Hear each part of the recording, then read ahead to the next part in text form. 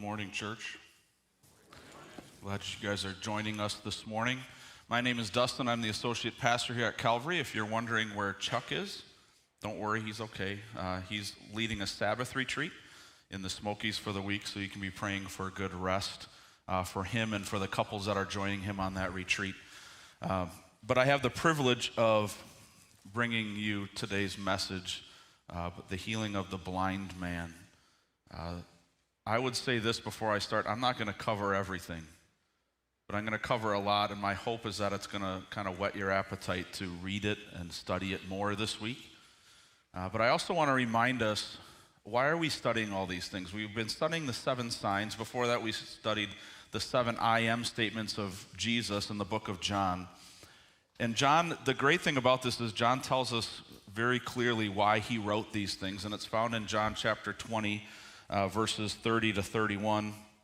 And it says this: "Now Jesus did many other signs in the presence of the disciples, which are not written in this book. But these are written so that you may believe that Jesus is the Christ, the Son of God, and that by believing you may have life in his name."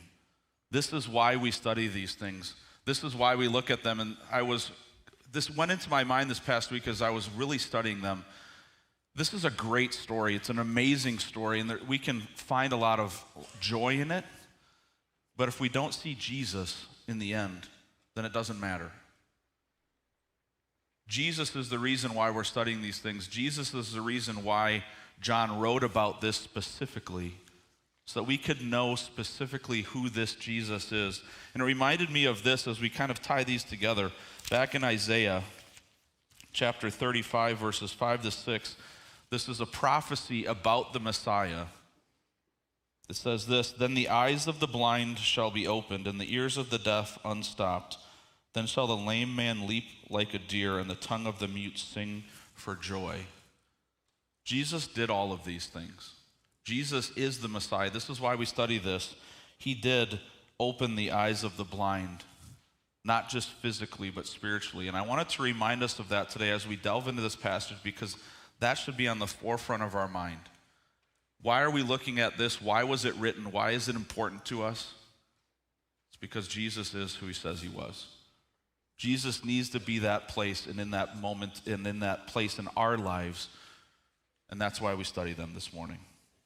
So with that in mind, if you have a Bible and would like to follow along, whether that's digital or a paper copy, go ahead and turn to John chapter 9, and we're going to read the first 7 verses as we begin our time today. So John chapter 9, verses 1 through 7. And it says this: this is talking about Jesus, "as he passed by, he saw a man blind from birth. And his disciples asked him, 'Rabbi, who sinned, this man or his parents, that he was born blind?' And Jesus answered, 'It was not that this man sinned or his parents, but that the works of God might be displayed in him. We must work the works of him who sent me while it is day. Night is coming when no one can work. As long as I am in the world, I am the light of the world.' Having said these things, he spit on the ground and made mud with the saliva. Then he anointed the man's eyes with the mud and said to him, 'Go wash in the pool of Siloam,' which means sent. So he went and washed and came back seeing." Amazing? And we're going to delve into this more as we go, but the first thing I want to say is this: the first part, I really want to see that hurting prepares the way for healing. Hurting prepares the way for healing. This is why this man was blind. And it's interesting because most other places in the New Testament specifically, I didn't look into the Old Testament, so I can't speak to that. When it talks about someone who's blind, it says something like it's a blind man.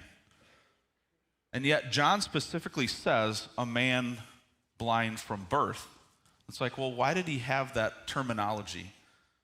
So I did some word study on those, and it was interesting that the word birth, the very last one, a man blind from birth, showed up exactly one time in the whole New Testament, here in John's verse.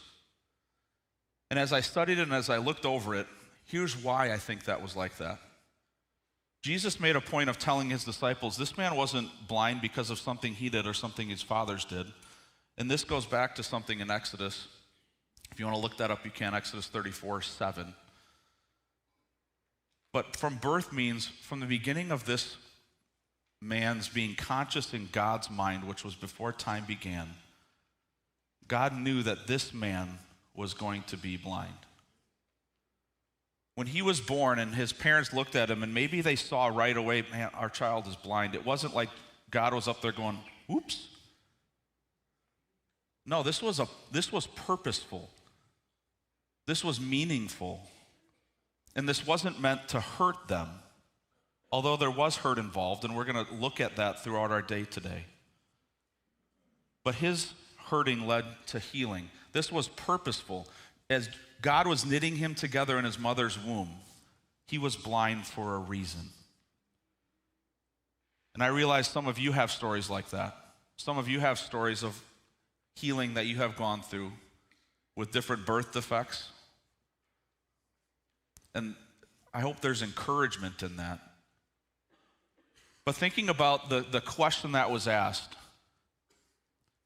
if we think that if we put ourselves in the place of the blind man, do you think he's feeling like he's a gift from God? Before he encountered Jesus, I don't think his life was very great. In fact, the question that the disciples asked him, I'm sure other disciples of other rabbis also came through, and they would use this man probably and say, remember what it says in the Old Testament? Remember that it says that that they'll carry the sins of the father to the second or third generation. That is why this man is blind. I'm sure the rabbis might have taken their disciples over to him and said, this is an example of what this is talking about back in Exodus. How often do you think this man heard kind words? But yet, he probably knew them. He probably knew the voices.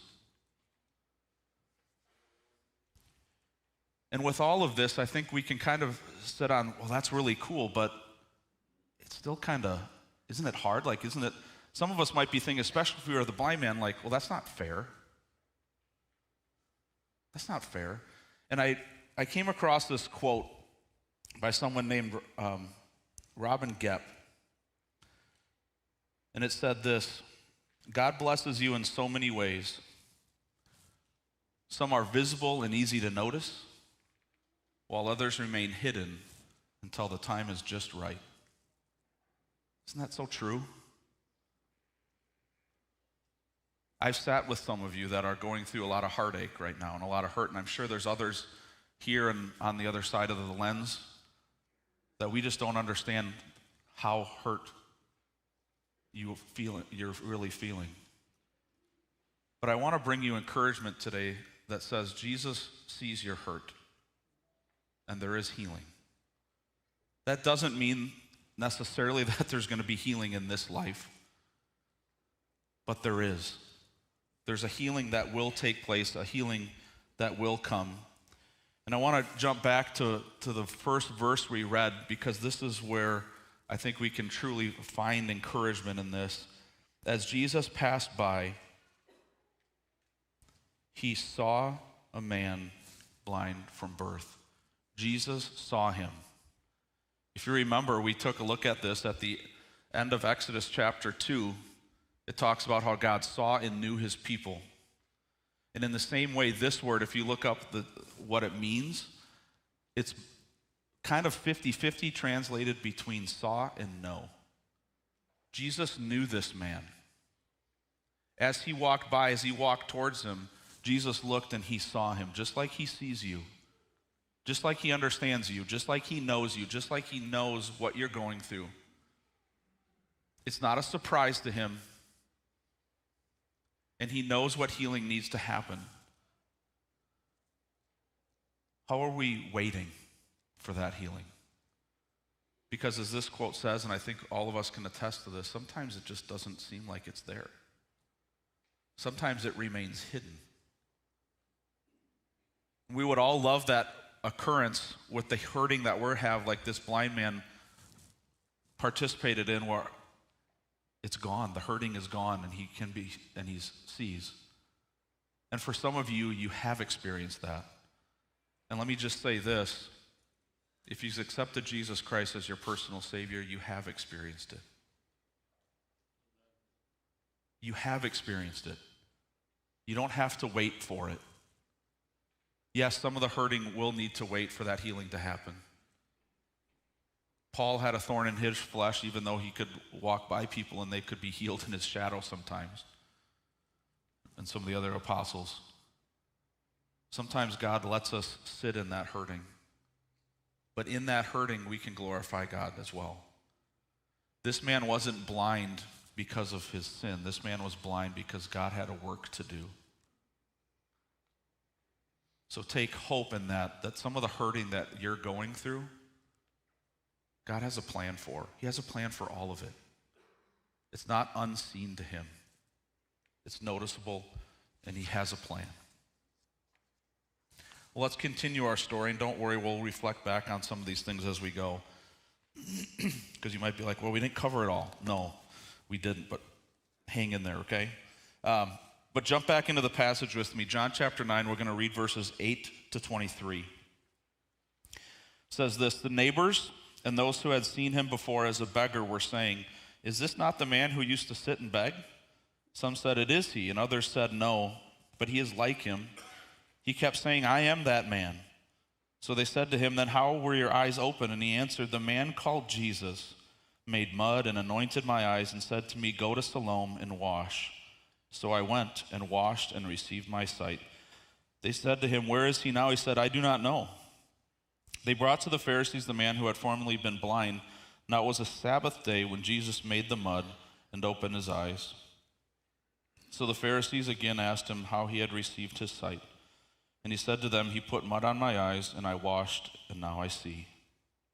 Some of the Pharisees said, this man is not from God, for he does not keep the Sabbath. But others said, how can a man who is a sinner do such signs? And there was a division among them. So they said again to the blind man, what do you say about him, since he has opened your eyes? And he said, he is a prophet. Verse 18, the Jews did not believe that he had been blind and had received his sight until they called the parents of the man who had received his sight and asked them, is this your son who you say was born blind? How then does he now see? His parents answered, we know that this is our son and that he was born blind. But how he now sees we do not know, nor do we know who opened his eyes. Ask him, he is of age, he will speak for himself. His parents said these things because they feared the Jews, for the Jews had already agreed that if anyone should confess Jesus to be Christ, he was to be put out of the synagogue. Therefore his parents said, he is of age, ask him. So the first thing we looked at was hurting prepares the way for healing. The second thing I want to look at in these passages is that healing prepares the way for a heart change. Healing prepares the way for heart change. The first 4 verses here, verses 8 through 12, actually it's 5 verses, sorry. The first 5 verses here talk about an interaction between him and his neighbors. And it's an interesting interaction because his neighbors and the people that he knew would be able to recognize him, but yet they said, are you sure this is the same man? Because we knew a man that was blind from birth, but this seems like a different man. This seems like a changed man. We don't recognize him, and he even says, like, it's me, like, it's really me. He recognizes them because he hears them. He recognizes them not because he can pick them out of a crowd yet. Isn't that interesting? And yet they can physically see him, and they're wondering, is this the same man that we knew? It reminds me of a verse in 2 Corinthians 5:17, that if anyone is in Christ, he is a new creation. Old things are passed away, and behold, all things are become new. It's a challenge because this man's sight was changed, and he became unnoticeable to other people. And let me tell you this, I doubt that Jesus cut his hair, changed his wardrobe, anything like that. In fact, it reminds me of a show back in the early 2000s called Extreme Makeover. Does anybody remember that one? Some of you are like, yeah, I don't want to admit that. Okay. But you remember, if you don't know it, here's the gist of it. At the beginning of the show, the friends and family would basically come on and talk about how bad this other person was, maybe how ordinary, how normal they were, and what they needed to do to become better. And it was almost bashing. It almost made me cringe a little sometimes. And they're like, he's a little overweight, he's got a bald spot. But then they would take all of those suggestions, and over the next month or so, maybe a couple months, they would do a lot of different surgeries. They would do exercise. They would cut hair. They might, maybe plant more hair. They might do all these things so that by the end of the show, they would come out and they're like, oh, we hardly recognize him. And they've changed all the wrong things.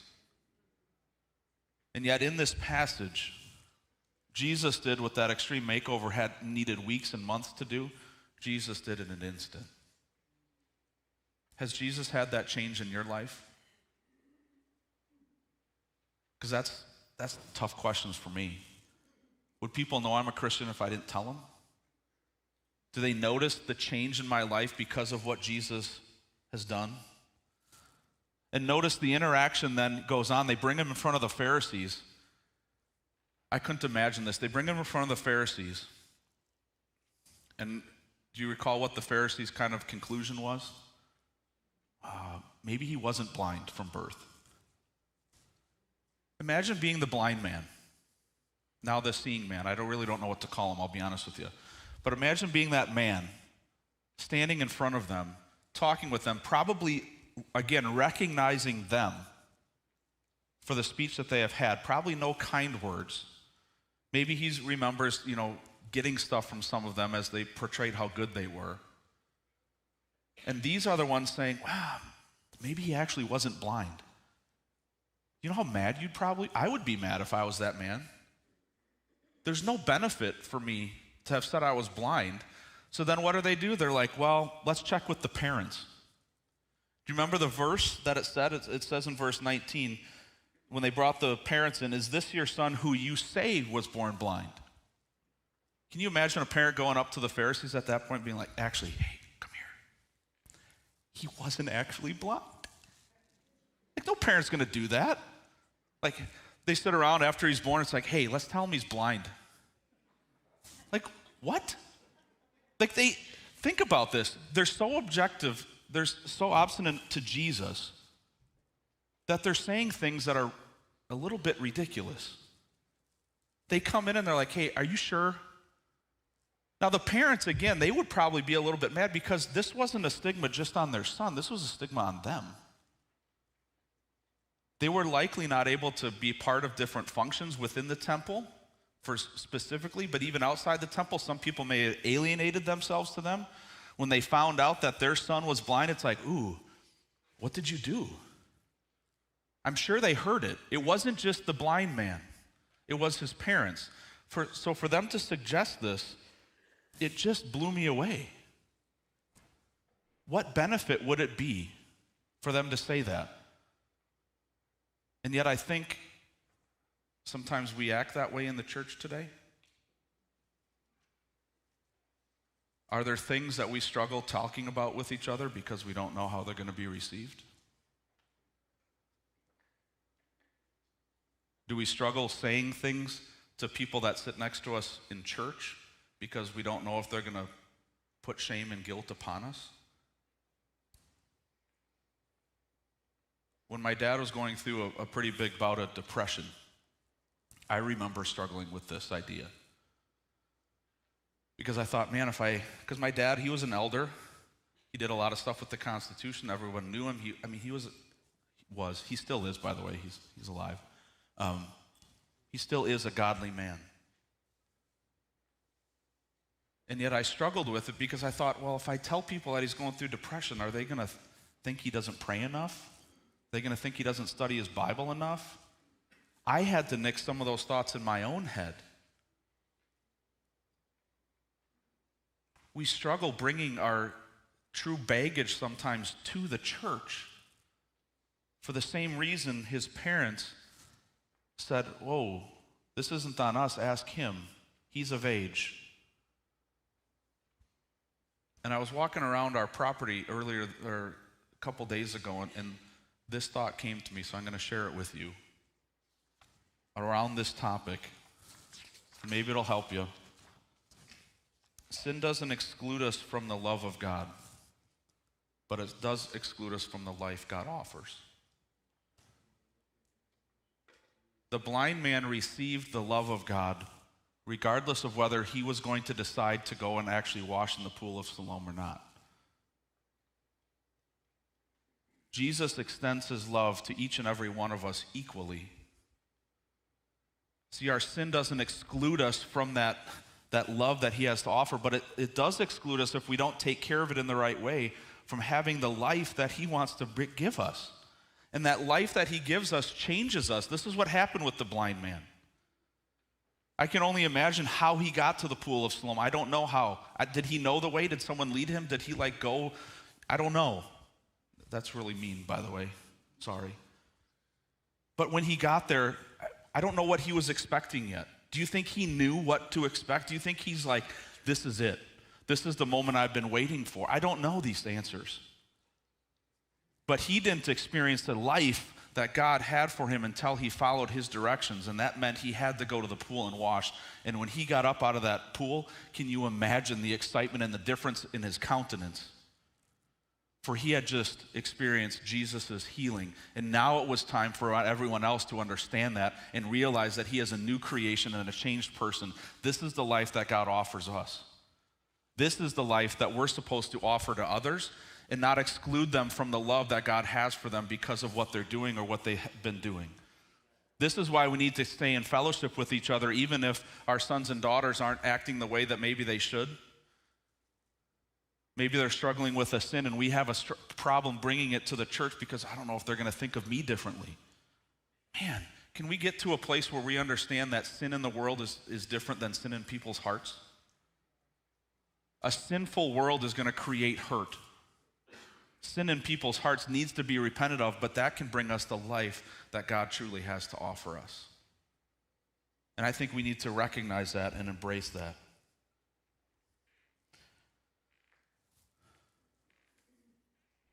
Let's continue in our passage today. A few more verses. When I say a few, it's quite a few, but that's okay. John 9, 24 through 34. So for the second time they called the man who had been blind and said to him, "Give glory to God. We know that this man is a sinner." He answered, "Whether it is a sinner, I do not know. One thing I do know. Though I was blind, now I see." They said to him, "What did he do to you? How did he open your eyes?" He answered them, "I have told you already, and you would not listen. Why do you want to hear it again? Do you also want to become his disciple?" And they reviled him, saying, "You are his disciple, but we are disciples of Moses. We know that God has spoken to Moses, but as for this man, we do not know where he comes from." The man answered, "This is an amazing thing. You do not know where he comes from, and yet he opened my eyes. We know that God does not listen to sinners, but if anyone is a worshiper of God and does his will, God listens to him. Never since the world began has it been heard that anyone opened the eyes of a man born blind. If this man were not from God, he could do nothing." They answered him, "You were born in utter sin, and would you teach us?" And they cast him out. Hurting prepares the way for healing. Healing prepares the way for a heart change. And a heart change prepares the way for knowing Jesus more. We started out with a man blind from birth that Jesus healed. We transitioned into looking at his neighbor's reaction. Then he was taken before the Pharisees. The Pharisees asked him and came to a really dumb conclusion, if you ask me. Well, maybe he wasn't blind, so they brought the parents in and didn't believe him until the parents confirmed it. And then they're like, well, let's bring him back in and maybe he'll change his story. So they brought him back in and they're like, "Tell us." And they're like, "I told you." They're like, "Well, give glory to God." And he's like, "I don't know what you want. There's one thing I know. I was blind and now I see. I was blind and now I see." It's so simple. See, following Jesus is hard because we make it hard. The simplicity of it is we were blind, but now we see. We were in utter sin and darkness, and now he is the light.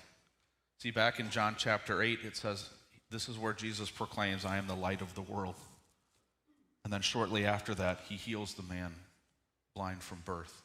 It's an amazing thing. It really is. And I want to press into this just a minute. And some of you reacted to it, and I love it. Back in verse 27, let's hit 26. The Pharisees said, "What did he do to you? How did he open your eyes?"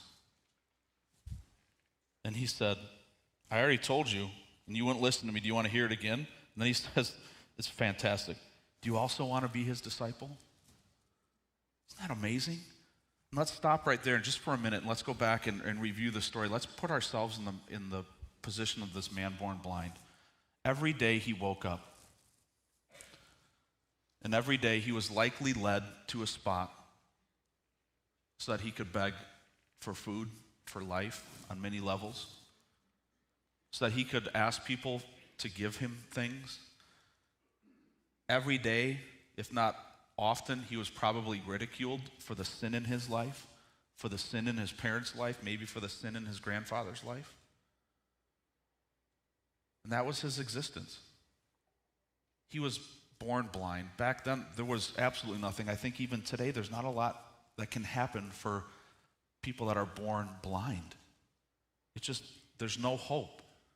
So he sat there, likely with no hope, because he knew that this was his life. This was what he was destined to. And then he heard a familiar question. In this case, it came from Jesus' disciples.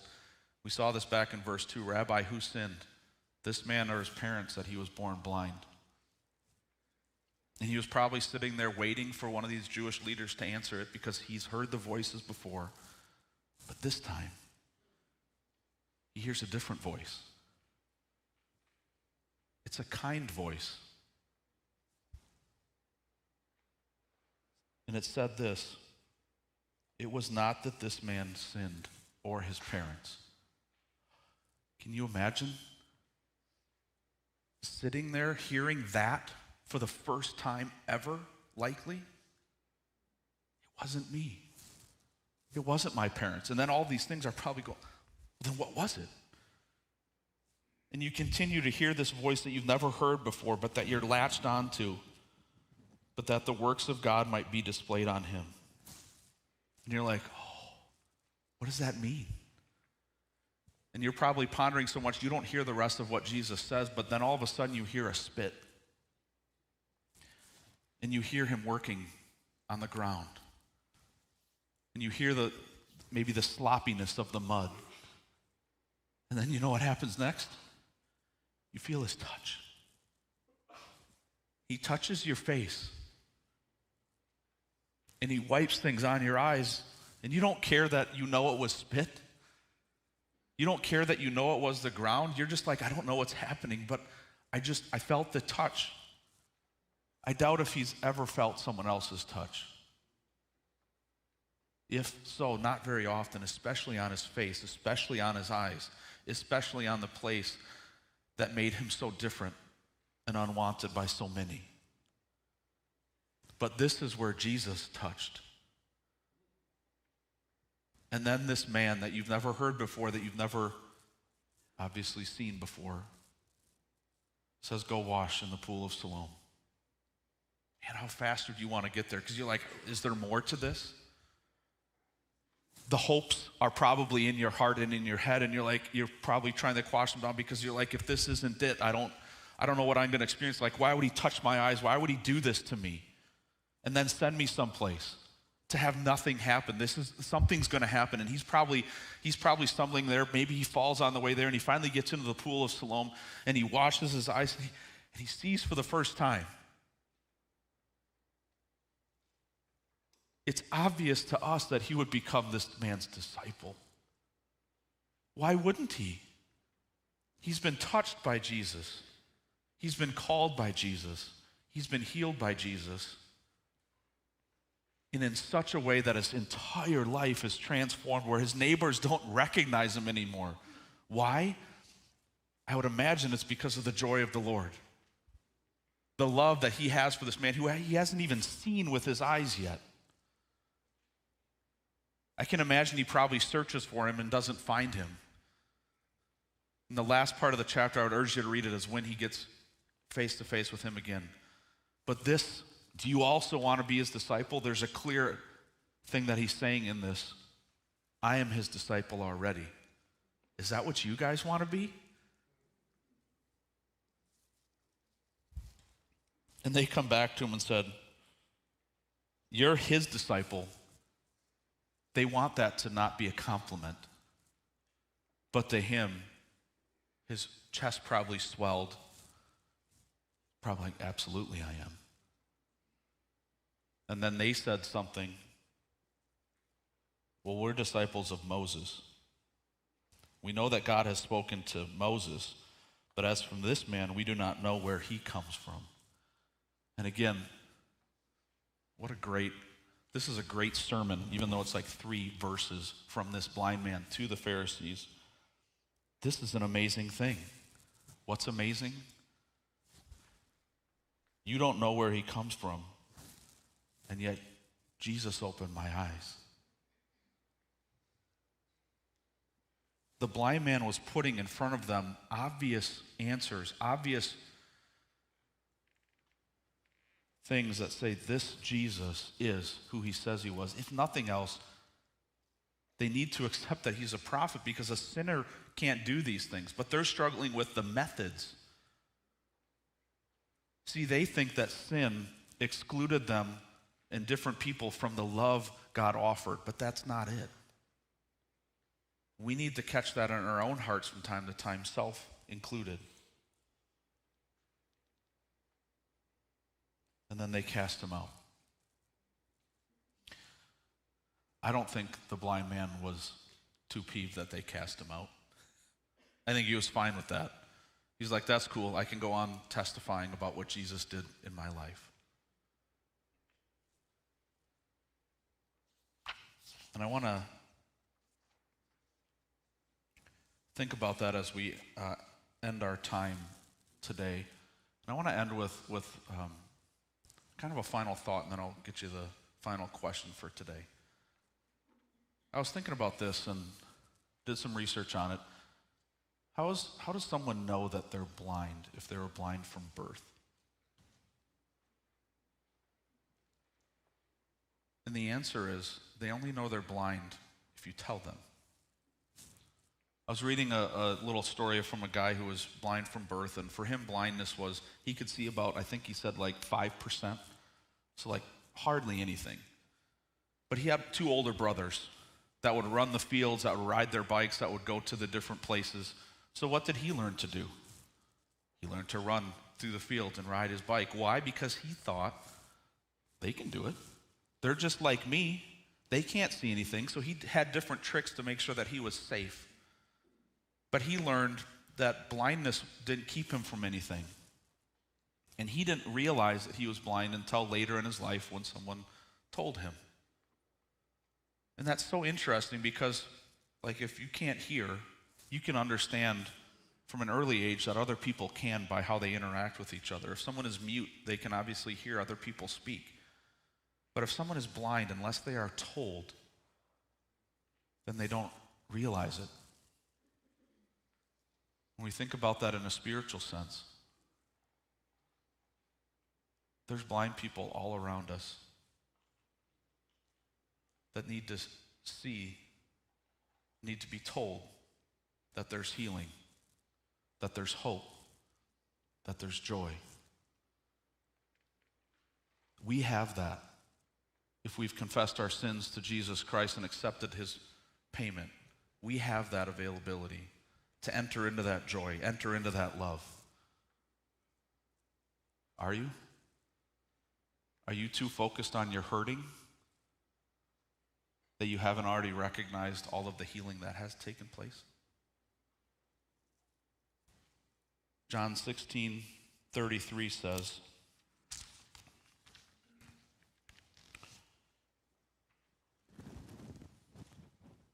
oh, there it is, sorry. I even have it underlined. I have said these things to you, this is Jesus, that in me you may have peace. In the world you will have tribulation, but take heart, I have overcome the world. I want to make sure you understand, Jesus didn't say I did overcome the world. He didn't say, I will overcome the world, because both of those have different connotations. He says, I have overcome the world. You can find peace. You can find joy. You can find all of that in Jesus today. This is why John wrote these things. So you can know he is the Christ, understand he is the Messiah, and put all of your faith and hope in him today. So what? Where are you at as a man or woman born blind? Have you been given sight from Jesus yet spiritually? And if so, what are you doing with it? And if not, what's holding you back? Heavenly Father, thanks for this time. Thank you for today. We thank you for a great week of sunshine, even though today has some clouds and some rain attached to it. As we think about this story, as we think about the healing that you can do, help us to understand that that healing is available to us. And if we've already accepted it, it's a life-changing, life-altering healing. Are people seeing that in us? Are people noticing the joy that only you can have in our lives and in our hearts? Are they realizing that we are a new creation, that the old has passed away and behold, new has come? If there's things in our life that need to be taken care of, can you allow us to see those things and to quit being blind to the sin we have left in our own lives? But also understand that that doesn't exclude us from the love that you have to offer, and that we can show that to others and invite them into the life that can be found in your Son. We ask these things in your precious name. Amen. Why don't you stand for a final word? I'd like to share a verse, my favorite verse, and yes, I should know it, but no, I can't remember it right now. I could get most of it, I think. Out of Amos chapter 4, verse 13, it says, For behold, he who forms the mountains and creates the wind declares to man what is his thought, who makes the morning darkness and treads on the heights of the earth. The Lord, the God of hosts, is his name. Thank you for joining us today. I release you to a week of work, witness, and worship. God bless.